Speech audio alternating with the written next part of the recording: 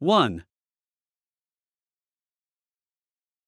Bermuda is the only land mass located inside the vast Sargasso Sea, named for its abundance of Sargasso seaweed, which provides a habitat for small marine animals in the vast, clear blue, deep ocean desert. The Sargasso Sea is a biodiversity hotspot. Looking off our shores into the clear water, it's easy to get caught up in the beauty of the oceans, but their ecological majesty is an even greater achievement. The Sargasso Sea is often painted as an area of mystery, as its boundaries are closely tied to those of the Bermuda Triangle. In addition, the Sargasso Sea is often depicted as an inhospitable area, with the seaweed said to entangle ships for eternity. In literature, it is often the site of mysterious communities cut off from the rest of the world, such as the Sargasso Ogre, where Elizabethan pirates are still said to live there, or in our own lost island of Tamarind, where a vanishing island features. In 1840, the London Times published an article upon finding a deserted tall ship in the Sargasso Sea. Ship deserted. A letter from Nassau in the Bahamas, bearing date the 27th of August, has the following narrative. A singular fact has taken place within the last few days. A large French vessel, bound from Hamburg to the Havana, was met by one of our small coasters and was discovered to be completely abandoned. The greater part of her sails were set, and she did not appear to have sustained any damage. The cargo, composed of wines, fruits, silks, and sea, was of very considerable value and was in a most perfect condition. The captain's papers were all secure in their proper place. The soundings gave 3 feet of water in the hold,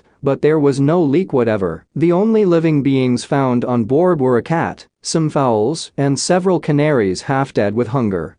The cabins of the officers and passengers were very elegantly furnished, and everything indicated that they had been only recently deserted. In one of them were found several articles belonging to a ladies' toilet, together with a quantity of ladies wearing apparel thrown hastily aside, but not a human being was to be found on board. The vessel, which must have been left within a very few hours, contains several bales of goods addressed to different merchants in Havana. She is very large, recently built, and called the Rosalie. Of her crew no intelligence has been received. This account, along with many others, prompted stories of the Sargasso Sea's treacherousness, and myths of ensnaring seaweeds began to arise. The fuel for the myths likely originated from the Sargasso Sea's interesting formation. It is bordered by 4 sea currents, effectively cutting it off from the rest of the ocean. In this environment, it would be easy for sailing vessels to suddenly lose all wind power upon entering, or to become disoriented in the blue waters. Though the assumption that the waters hold any supernatural and bizarre power is dubious, there is no doubt that they do hold a great number of mysterious biological phenomena. The crystal clear waters seem to be an intermediary stage in the life cycles of many marine animals, but its vastness means that the Sargasso Sea remains largely unexplored. The rafts of sargassum weed provided refuge for hundreds of fish and invertebrates and a few species of sea turtle. While many Bermudians are familiar with ocean reefs, few are familiar with the open ocean. In contrast to coral reefs, the open sea is a harsh environment with variable conditions and no place to hide in the vast stretches of deep water. From the perspectives of small fishes, the sargassum weed provides an invaluable hiding place and nursery. The juvenile fish found in Sargasso seaweed are often on their way to becoming impressive pelagic predators, including sailfish, tuna, dolphinfish, marlin, and porbigal sharks.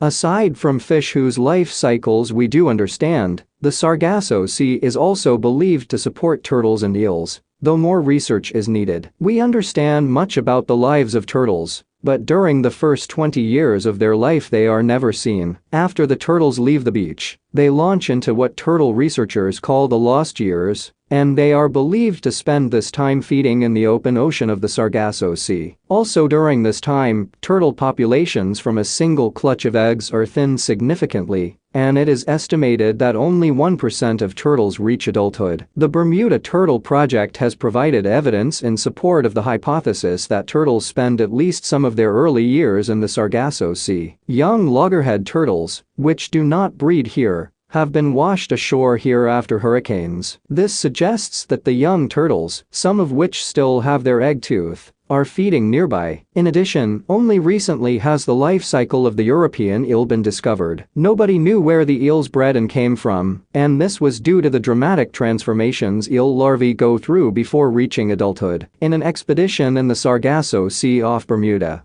Johannes Schmidt caught an alien-looking, leaf-shaped organism, or leptocephaly, that he would later find out was the eel's initial phase. As he went deeper into the heart of the Sargasso Sea, he found smaller and smaller leptocephaly and named the area the eel's most likely breeding grounds. This information was revolutionary for scientists because uncovering the mystery of the eel's breeding could help conservation efforts for the endangered animal. Since this discovery, there have been various attempts by scientists to sample the deep-water Sargasso Sea, presumed breeding grounds of European eels, in order to replicate their diet and life cycle in captivity. So far, European eel breeding has never been observed. There is no doubt that the Sargasso Sea has earned its reputation as a site of bizarre and fantastical happenings. Its unique ecological environment means that it can support highly specialized animals, the kind of marine inhabitants that rarely or never come close to shallow shores. We're lucky to have such an incredible zone for animal life right on our doorstep. Not only does it allow Bermudians to delve into the scientific importance of the sea, but also allows us up-close encounters with pelagic animals, such as sharks, whales, and game fish, that others might never experience in a lifetime. 2.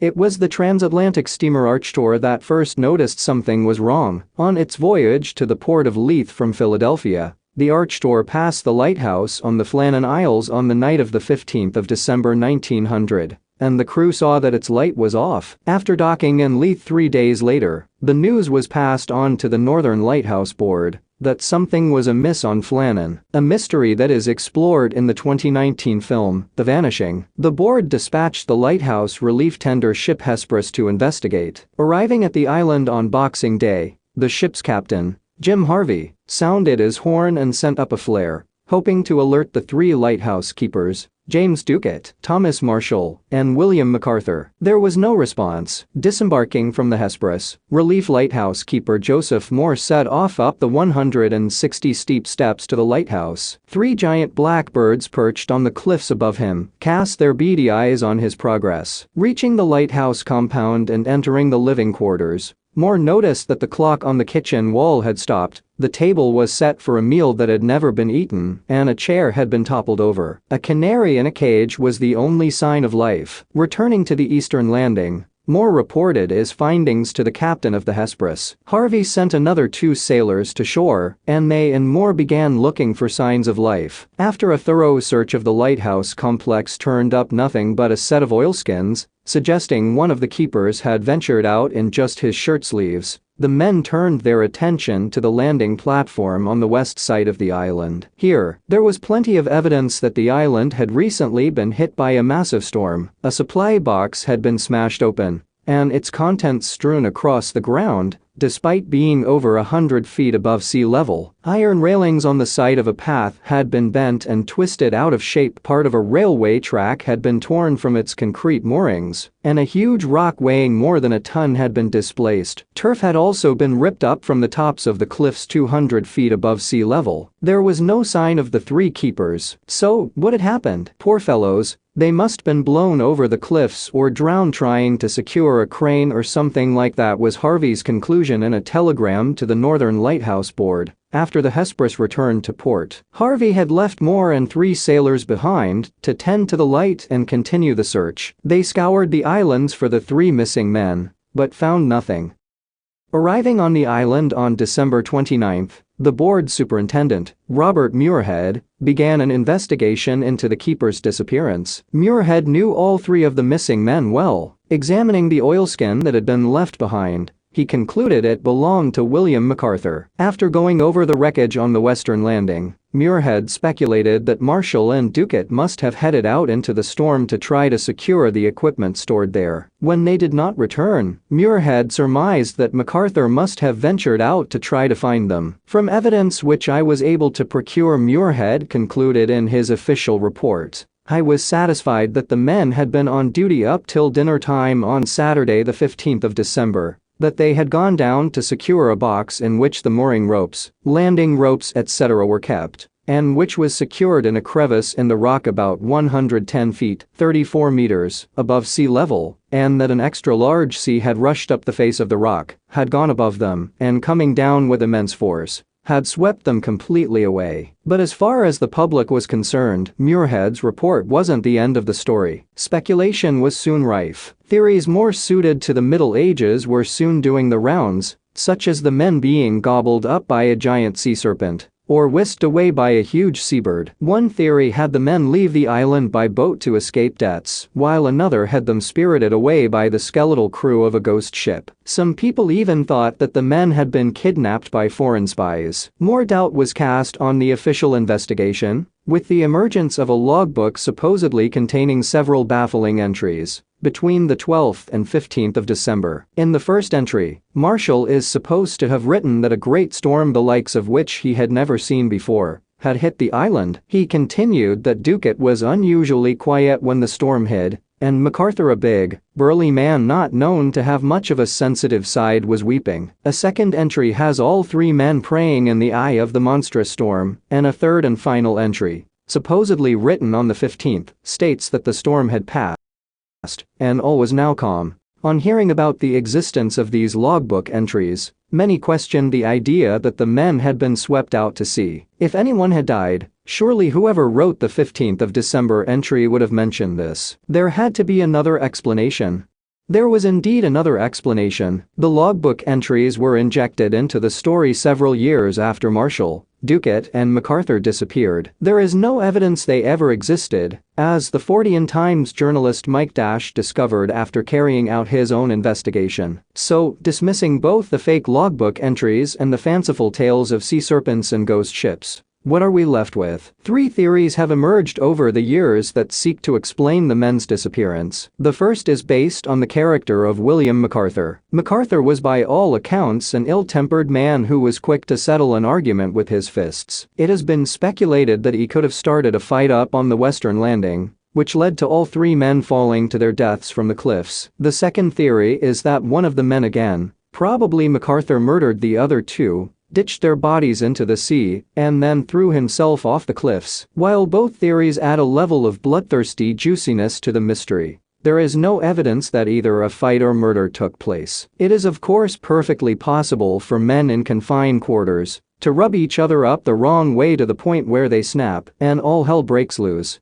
especially when one of them has a history of violence. But without bodies or crime scenes to examine, these two theories will forever remain mere supposition. The much more plausible explanation is that Marshall and Ducat were swept away while trying to secure the supplies and equipment on the West Landing. When his colleagues failed to return, MacArthur headed out to find them, and he too perished in the storm. Why anyone would head out on such a dangerous expedition when they could have stayed safe in the lighthouse can be explained by the fact Marshall had previously been fined 5 shillings for losing his equipment in a previous gale. As a family man, losing 5 shillings in 1900 was no laughing matter. So it's no surprise if securing equipment was more important to Marshall than his personal safety. Of course, the real reason for the disappearance of James Ducat, Thomas Marshall and William MacArthur will probably never be known. However, these three men met their fate on that cold December night back in 1900, be it by accident,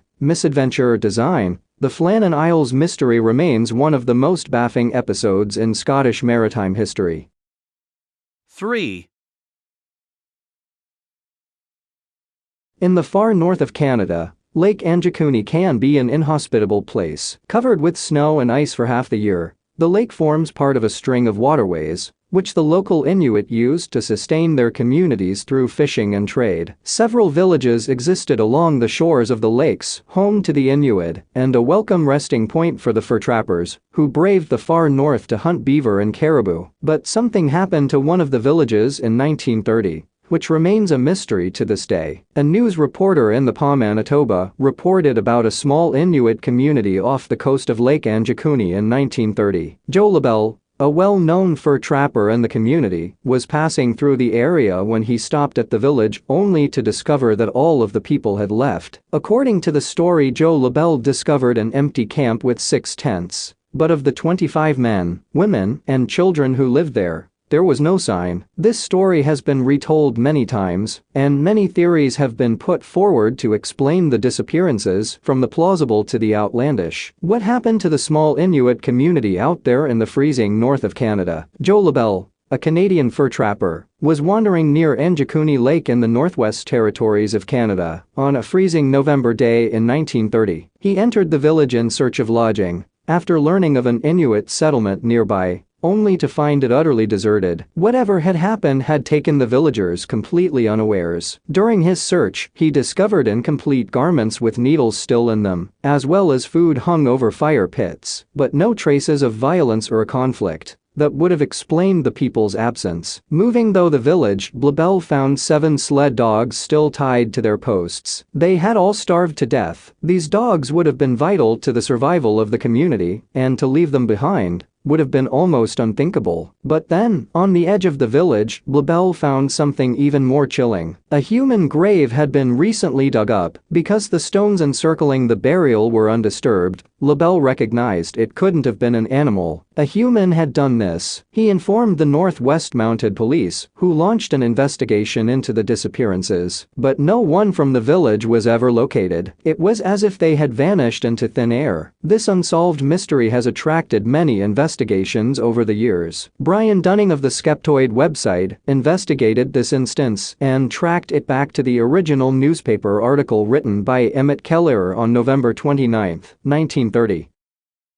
He pointed out various discrepancies in the original tale, such as the fact that the missing Inuit kayaks would not be battered by wave action if the lake was frozen at the time. He also highlighted that in succeeding retellings, the village's alleged population grew larger, and other details were inflated. Later stories add even more unlikely details. Nigel Blundell and Roger Bohr's book World's Greatest UFO Mysteries talks of 3 trappers who saw a UFO in the vicinity, along with gross exaggerations, such as 1,000 people missing and whole graveyards full of exhumed burials. The police team eventually determined that the Inuit had been missing for about 8 weeks before LaBelle arrived, but they never found out why the entire village had evacuated the area. As if the story wasn't already bizarre enough, while examining the incident, RCMP, Royal Canadian Mounted Police officers reported seeing mysterious pulsing lights in the sky over Lake Anjikuni. Lights in the sky of northern Canada are not unusual. The northern lights are stunning natural phenomena that can be seen from even the farthest reaches of the country.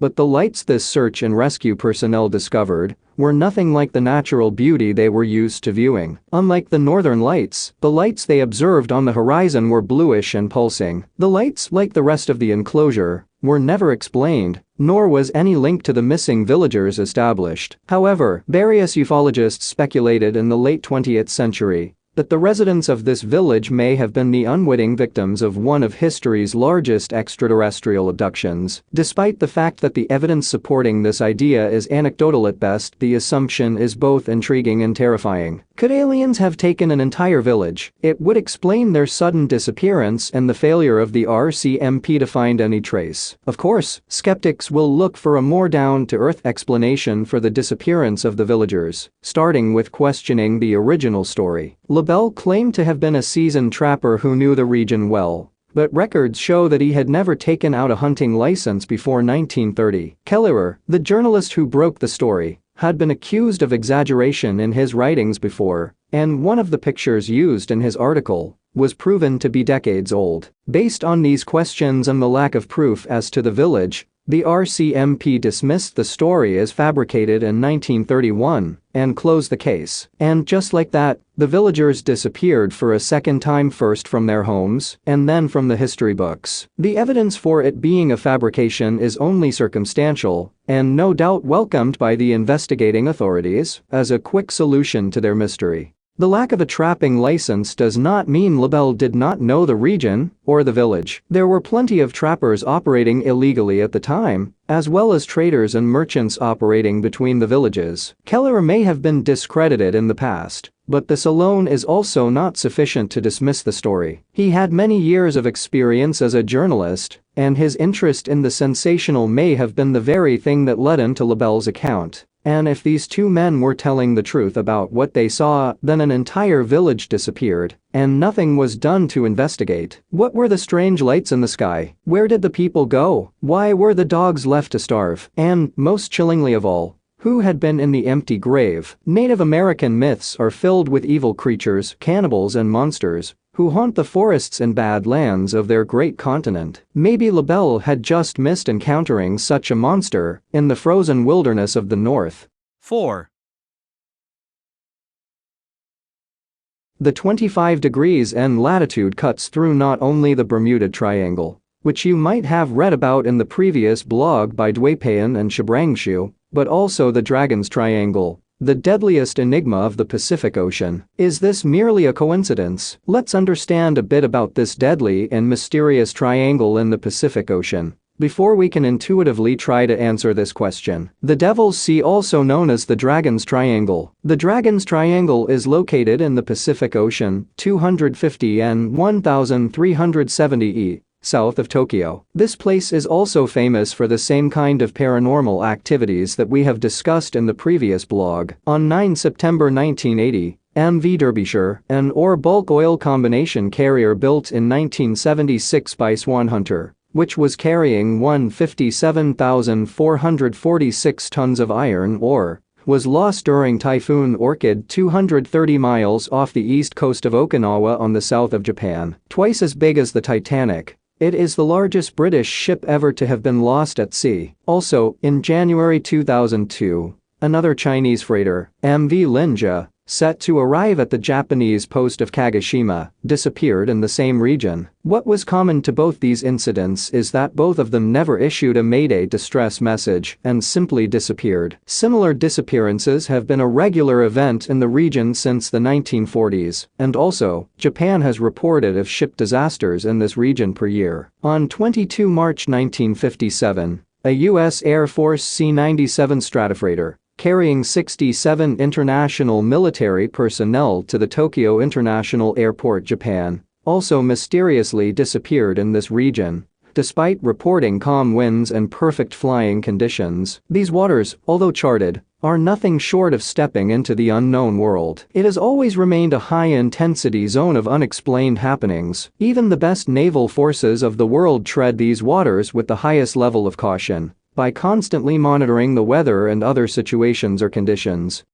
Origin of the Devil's Sea extrasensory myth. There is a mythical origin of the name dragon in the Devil's Sea's name. The Chinese fable tells us about the existence of dragons below the water surface. According to these fables, the dragons under the sea attack vessels passing by to satiate their hunger. These fables have originated well before the AD period 1000 BC era, with their emphasis on the presence of mythical creatures like dragons. These fables have made a huge impact on the legends and mysterious stories created in the years to come. Similarly, the Japanese name Ma no Yumi, meaning the Sea of the Devil, was originally coined by the Japanese countrymen years ago, when the stories of paranormal phenomena and the sea was popularized. The superstitions associated with the Devil's Sea always haunted the Japanese from venturing into this part of the ocean right from centuries past. They were believed throughout many years in those countries, and if we dig into the history of these countries, we will essentially find out the proof of the existence of such types of superstition. But now, in the age of science, we have to look into the facts scientifically and try to explain and elaborate the events logically, so that it becomes acceptable to the whole world. In the next part,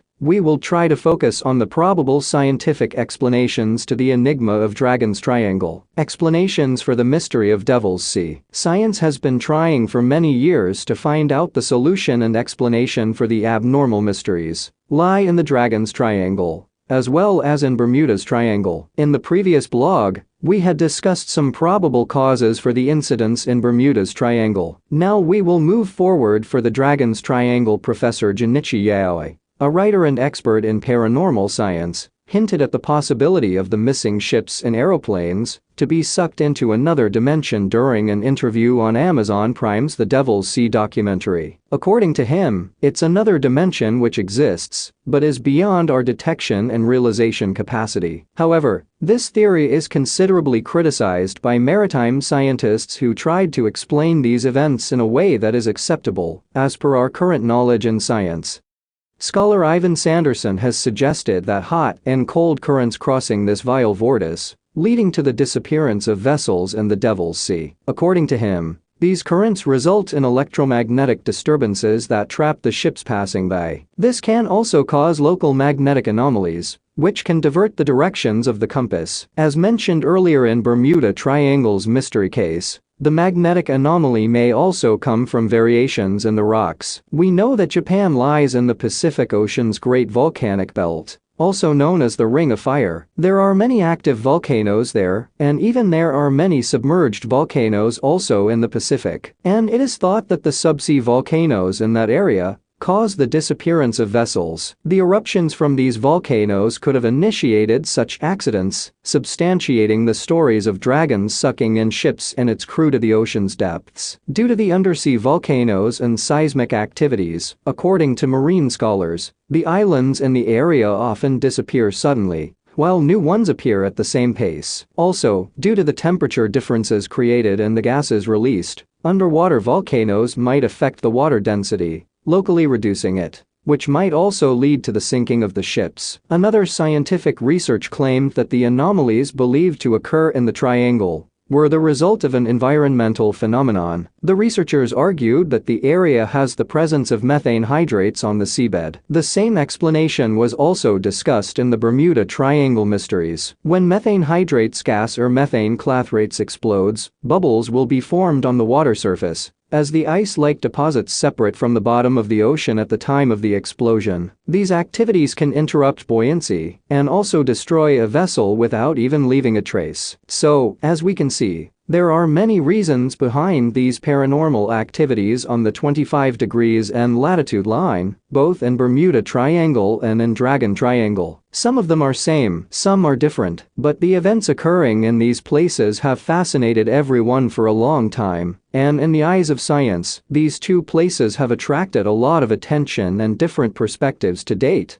and will continue doing so. However, we hope that you came to know something about two of the most mysterious places on the planet. After reading the blogs on Bermuda Triangle, the Sagenant place famous for untangled mysteries on our Earth, and this one. 5. When explorer John C. Fremont first set eyes on Pyramid Lake, he was impressed. "We encamped on the shore, opposite a very remarkable rock in the lake, which had attracted our attention for many miles," he wrote in his journal in 1843. "It rose, according to our estimate, 600 feet above the water and, from the point we viewed it, presented a pretty exact outline of the Great Pyramid of Cheops. It seems appropriate that, as an explorer, Fremont was filled with thoughts of ancient Egypt when he first encountered Pyramid Lake, because, like the Great Pyramids, it has a timeless and mysterious quality. Part of the lake's uniqueness lies in the stark contrast between its blue waters and the surrounding brown desert. Pyramid is the largest remnant of ancient Lake Lahontan, a giant inland sea that once covered most of Nevada. The lake, about 45 miles north of Reno, receives a regular flow of water from the Truckee River, which begins at Lake Tahoe. It is also the center of the 322,000-acre Pyramid Lake Paiute Reservation. When Fremont stumbled upon the lake, he found it teeming with large fish, noting that their flavor was excellent, superior, in fact, to that of any fish I have ever known. Over the years, the fish have remained important to the lake and its people. Anglers have long sought Lahontan cutthroat trout at Pyramid. The world record for a cutthroat trout, 41 pounds, was established there in 1925. The lake is also famous as home of the rare kuiuui, a fish that first appeared more than 2 million years ago. Today, the fish is an endangered species protected by the U.S. government. Pyramid Lake makes an enjoyable day trip. It is a fine spot for picnicking, camping, boating, water skiing, swimming, hiking, exploring or just driving around. The lake's shores are dotted with many interesting tufa formations. The pyramid is made of this pitted stone that is formed when natural springs filled with calcium mineral water leak into salty, carbonate water. A chemical bonding occurs, which results in the creation of a limestone-like substance known as tufa. Formations such as those found around Pyramid Lake are the result of a buildup of tufa material, which can only occur underwater. However, once water recedes and the tufa is exposed to air, it ceases to grow. Pyramid Lake is also the site of considerable geothermal activity. In several places around the lake, including cracks in the pyramid, boiling hot water pours from natural underground hot springs. At the lake's north end, which is not open to the public, steam can be seen escaping from holes and cracks along the shore. You can see it while boating on the lake. At several places along the shore, you can also find other unusual tufa formations. For instance, nearly adjacent to the pyramid are several giant tufa bubbles, which are mushroom-shaped rocks that are hollow in the middle. One of the most famous of pyramid's formations is Great Stone Mother and Basket, a remarkable tufa formation that resembles a seated Indian woman with an open basket next to her. One of the legends about the Stone Mother is that she was so filled with remorse when some of her good children were driven away by evil siblings that she began to cry, filling the lake with her tears. Her basket remains empty, awaiting the children's return. Another of Pyramid Lake's more unique features is Anaho Island, near the lake's east shore. The 247-acre island is a national wildlife refuge that serves as a sanctuary for colonial nesting birds, primarily American white pelicans. The island is off-limits to people, but home to dozens of birds in addition to the pelicans, including cormorants, California gulls, great blue herons and snowy egrets. The Pyramid Lake Museum and Visitor Center contains exhibits describing the tribe's history and culture, as well as the lake's natural history. Here, you can also purchase camping, boating and fishing permits, which are required at the lake. For information about Pyramid Lake, contact the Pyramid Lake Museum and Visitor Center at 775-574-1088. 6.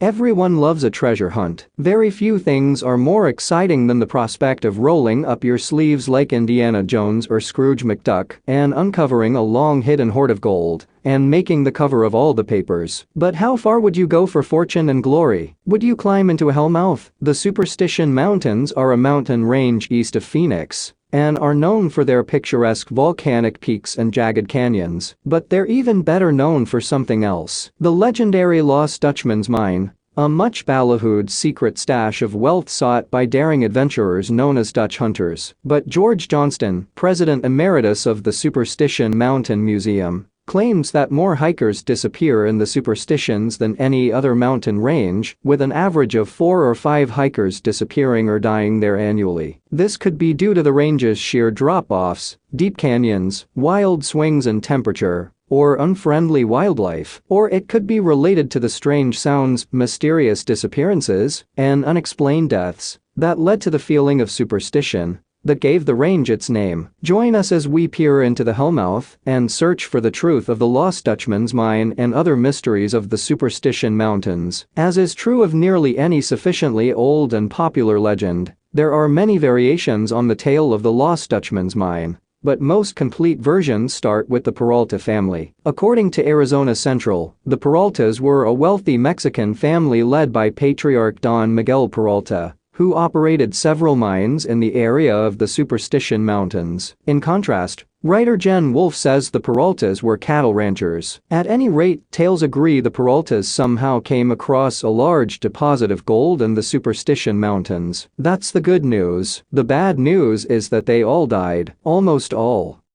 Again, there are plenty of versions of the story, but the key detail is that a group of Apaches killed all the Peraltas but one. Maybe it was because they didn't like the way the miners were treating land sacred to them. Maybe they wanted the gold for themselves. Maybe they felt possessive about the mine and its treasures. Or maybe it was just one of those run-of-the-mill, no-reason massacres that white people think happened all the time apparently. At any rate, the Peralta massacre is a major element of the story and commemorated by place names such as Massacre Falls. In one version of the story, it was a different family who was killed, while the Peraltas made off with a fortune, while hiding all trace of their mine, like jerks. The story doesn't end here, of course, as you might have gathered by the fact that we haven't gotten to a Dutchman yet. Spoiler, there is never a Dutchman. The next player in the tale is one Dr. Abraham Thorne, who, like the Peraltas, is not Dutch. According to the Lost Dutchman Days website, Thorne was a doctor from Illinois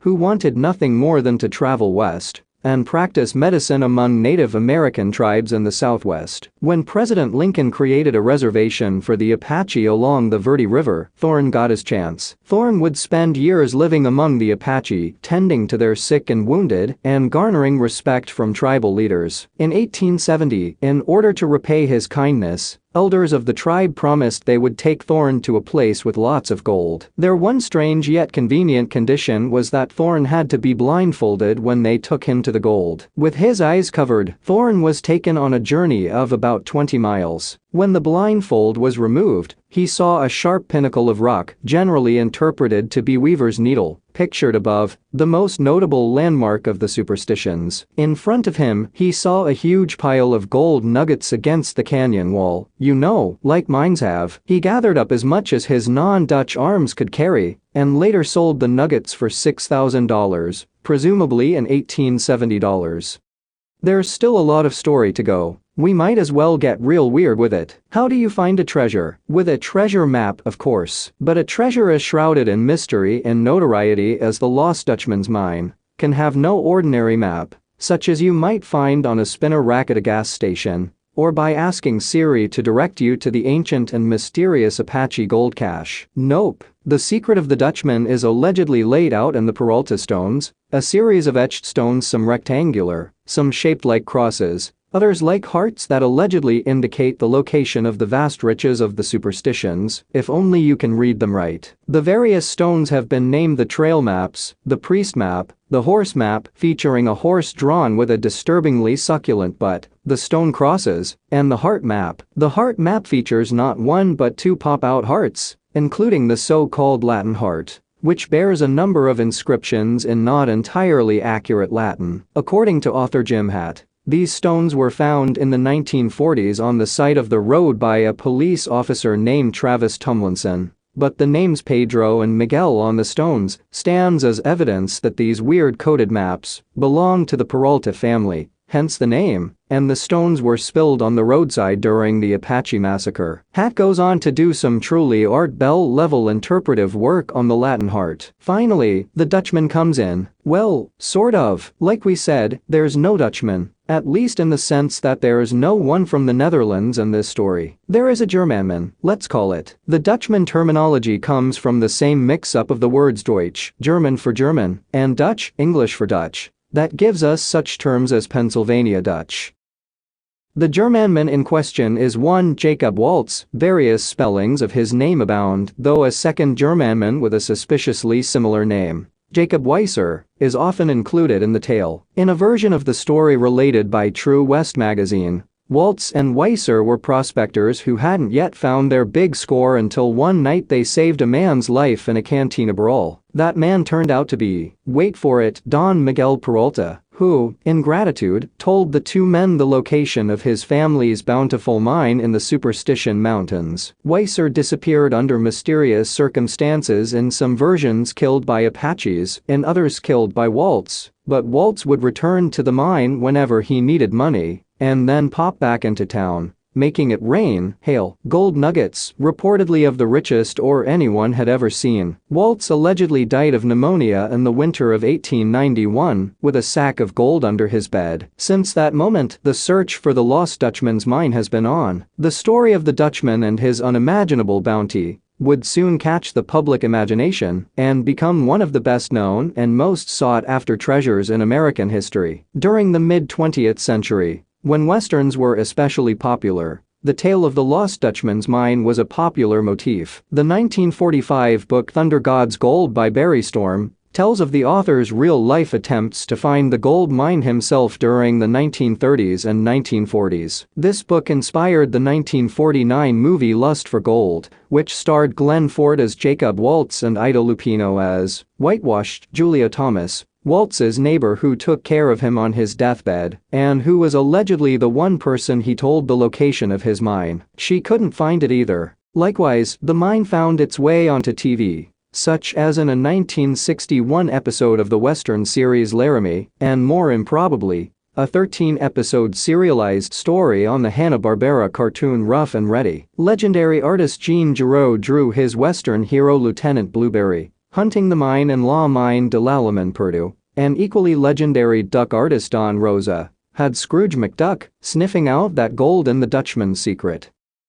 The mine and its secrets have similarly inspired video games and amusement park rides, and even the Park Service got in on that sweet Dutch action, opening the Lost Dutchman State Park in 1977, which includes trails named for figures in the legend, like Jacob Waltz and the Peralta family. Much of what we've discussed here is pretty deep into legend territory, even though there really was a Jacob Waltz whose grave you can really visit, and there really was a Julia Thomas, as True West magazine will attest. But the event that really spurred interest in the Lost Dutchman's mine, before the movies, before Barry Storm, was the real-life disappearance and death of treasure hunter Adolph Ruth. According to Arizona Central, Ruth was a 66-year-old veterinarian employed by the U.S. Department of Agriculture's Bureau of Animal Husbandry, who had a long-standing obsession for locating the fabled Lost Dutchman mine. When he acquired a number of maps to old mines, Ruth became something of an amateur treasure hunter, and in an attempt to find a mine in California, had fallen down a ravine, permanently injuring one of his legs. By 1931, Ruth became convinced that one of the crudely drawn maps in his possession would lead him to the Dutchman's mine. But his luck wasn't any better than it had been in California. Within days, Ruth had disappeared without a trace. It wasn't until later that campers discovered a note in a bottle written by Ruth, saying that he had, again, broken his leg and needed help. But perhaps of more interest was the note's casual postscript. P.S. Have found the Lost Dutchman. When Ruth's body was found in a gold lust-fueled search in December 1932, the mystery only deepened. Although Ruth's note concerning his broken leg and need for help led searchers to believe that he must have starved to death waiting for rescue, as Arizona Central reports, new theories popped up after the discovery of his skull with a hole in it that, according to the coroner's reports, was created by an Army-style .44 caliber revolver. The most common suggestion, of course, was that Ruth was killed for his maps by someone else familiar with the legend of the Dutchman's mine, though officials suggested suicide was more likely.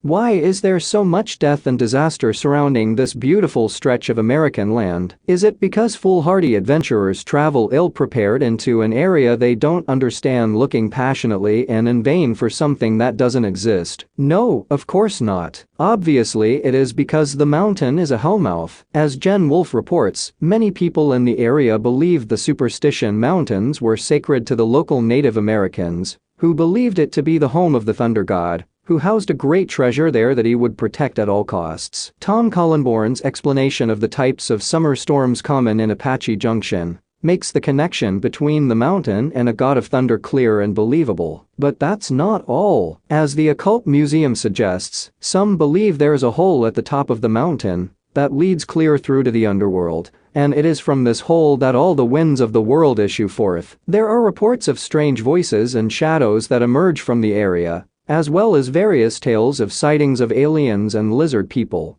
but you can Google that nonsense yourself. The point is that people have some strange ideas about the place and all the death and mystery surrounding it. So, is there gold in them Thar Hills? Should you load up a backpack with Slim Jims and novelty-colored Mountain Dews in an attempt to uncover gold that has variously belonged to a non-Dutch Dutchman, a blindfolded doctor, a Mexican mining family, a tribe of Apaches, the Thunder God himself, and some soldiers we didn't have room to mention before? Well, no, almost certainly not. Tom Collenborn, who is by far the most prolific author on the Superstition Mountains and its surroundings, says, "I have never found any evidence that really suggested the mine existed. Everything is based off subjective hearsay. Actual facts about the lost mine just don't exist. If the word of the world's leading expert on the area isn't enough for you, Thinking Muse points out that the geology isn't there. The superstitions are volcanic, and volcanic rock does not tend to have a lot of gold in it. Okay, what if, as some say, the mine isn't really a mine, but rather a cache in which the Peraltas hid their vast wealth? As Skeptoid and others point out, there's no evidence that the Peraltas ever mined the Superstitions, or indeed ever even lived in Arizona. The Peraltas only ever mined in California, and anything different was a contrivance of later authors looking to build up the legend. One thing there is evidence for is that maybe the Lost Dutchman's mine is safer left to the realm of myth. 7. With more than 750 miles of trails, Yosemite National Park is a vast, unspoiled wilderness, making it a hiker's dream, but it can quickly become a search and rescue nightmare when someone goes missing. Joel Thomason, 31, of Den Air in Stanislaus County, went missing on September 6 on a solo hike in the park. The United States Army reservist planned to hike from Hetch Hetchy to Lake Eleanor, returning September 9. A park ranger saw him on the first day of his hike near a steep section of O'Shaughnessy Dam. That's believed to be the last known sighting of Thomason. After months of extensive searching, Thomason is presumed by his family to have died on that hike. On December 4, his family is planning a memorial service in Turlock, and they're currently raising funds on Goffin to help his wife and 2-year-old son, though it's unlikely he is alive. Without proof of his whereabouts, Joel is considered a missing person, a post on the Goffin explains. In the state of California, it can take 5 years to get a death certificate for a missing person, which means his wife, Amanda, can't collect on the things normally available to help bridge the gap, such as Joel's life insurance, Social Security, etc. Sadly, Thomason is not the only person who has disappeared without a trace in the massive park. The National Park Service keeps track of cold cases on its website, where it lists a number of still unsolved Yosemite disappearances. Here are cases the Park Service is still hoping to close someday. Richard Judd, 72, went missing on a day hike from Lower Merced Pass Lake to Red Peak Pass on July 25, 2021. He is 5'11" with brown eyes and gray hair and a beard. He reportedly used white trekking poles and a navy blue day pack, and was wearing a dark blue shirt and gray hiking pants when he went missing. Sandra Johnson Hughes, 54, has been missing since July 4, 2020. She was camping by herself in the Sierra National Forest when she was involved in a solo vehicle crash. Witnesses who saw her at the crash scene said she refused help. Since the last known sightings of Johnson Hughes, her sleeping bag and campsite were found abandoned. Hughes is 5'3" and 150 pounds with brown hair and brown eyes. Peter Jackson, 74, went missing after texting his son on September 17, 2016, that he was hiking to Yosemite. His campsite was found undisturbed at White Wolf Campground, but no sign of Jackson was found. In 2019, his backpack was discovered between Aspen Valley and Smith Peak. He is 5'10" and 155 pounds with a gray hair and beard and blue eyes. George Penkett, 30, disappeared on a hike with fellow church members on June 17, 2011. According to his hiking companions, he became separated from the group and was last seen at the top of Upper Yosemite Falls. He is 5'10" and 240 pounds with brown hair and blue eyes, and was last seen wearing either a black t-shirt or tank top and gray sweatpants with a white stripe down the leg. Michael Fisery, 51, was believed to be hiking in Tiltil Valley on June 21, 2005, when he went missing. He is 5'10" and 165 pounds with shoulder-length gray hair,